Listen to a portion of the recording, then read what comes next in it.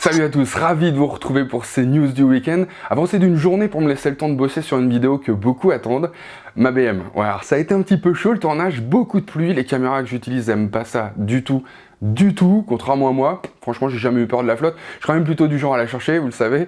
Bref, ce sera pour la semaine prochaine. Je peux d'ores et déjà vous dire que 2 autres essais sont en préparation, et ça c'est grâce à votre soutien et à celui des constructeurs qui continuent de me faire confiance.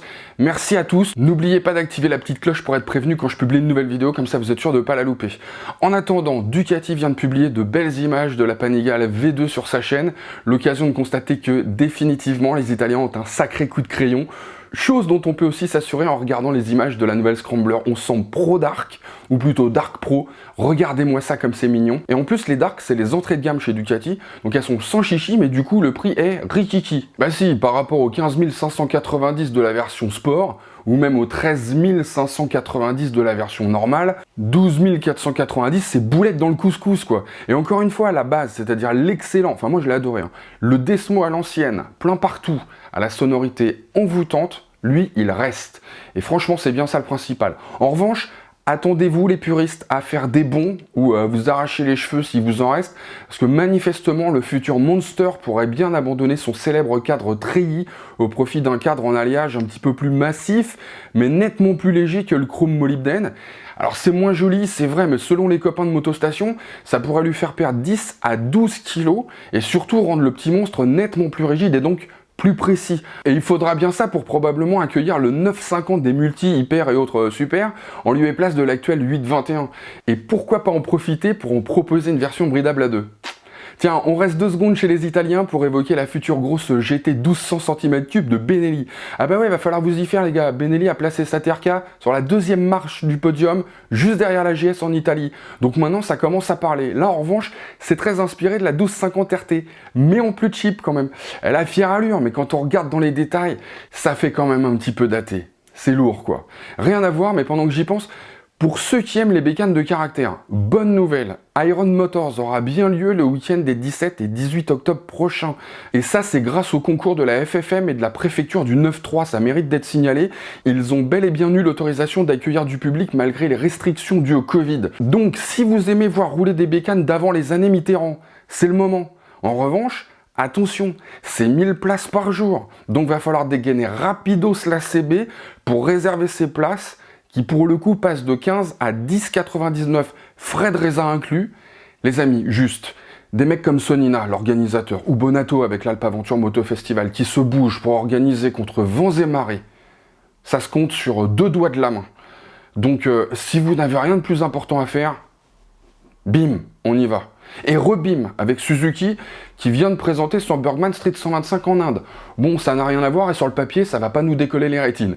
Mais il pourrait nous laisser penser que cette marque, qui ne connaît pas le même rythme de renouvellement que ses concurrentes, pourrait chercher à revenir un petit peu plus fort. Parce que c'est sur ce modèle quasiment d'entrée de gamme que Suzuki a décidé d'implanter un écran LCD capable, en plus des infos essentielles, d'afficher le numéro des appelants, les SMS reçus, mais aussi les limitations de vitesse et surtout les infos de l'application GPS qu'il faudra installer dans son smartphone. Alors ça se fait déjà notamment chez Piaggio ou Peugeot, mais sur des modèles beaucoup plus chers. Là, le Bergman Street, clairement, ça joue plutôt dans la même cour que le PCX de Honda. Donc ça peut donner des indications sur les futurs modèles de la marque aussi en termes d'équipement. Allez, on termine avec du très très lourd. KTM décline sa 890 en version Adventure. Alors ça on pouvait s'en douter, l'Autrichien aurait été très mal inspiré de ne pas le faire, vu le succès actuel des trails. Au programme, 105 chevaux et 100 Nm de couple, un embrayage renforcé, une boîte de vitesse plus rapide et un quick shifter plus en option. Côté partie cycle, la suspension WP Explore s'offre de nouveaux réglages, elle est full réglable quoi. Le freinage a été revu, ainsi que l'ABS et le traction control. Quand on voit ce que les gars de MX Test arrivent à faire avec une 390 Adventure, j'ose à peine imaginer de quoi est capable cette 890. Mais pour ceux qui cherchent une moto quasiment capable de s'engager en compète, il y a la Rallye.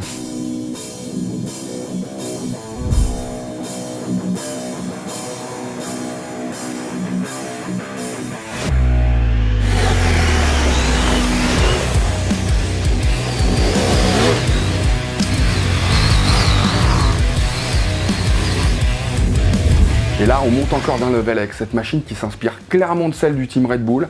Attention, c'est une édition limitée à 700 exemplaires qui reçoit la version pro de la suspension WP Explore, des jantes anodisées avec chambre à air, des protections de réservoir carbone, repose Pirelli, le Quick Shifter Plus, là il est en série, et surtout il y a un mode rallye. Et là, en plus d'avoir une réponse à la poignée quasi instantanée, on peut régler l'anti-patinage sur 9 niveaux. Alors vous allez me dire que l'anti-patinage ça sert à rien quand on maîtrise en off-road, ouais ok d'accord, peut-être, mais les pneus souffriront moins. Et qui veut aller loin, ménage sa monture comme on dit.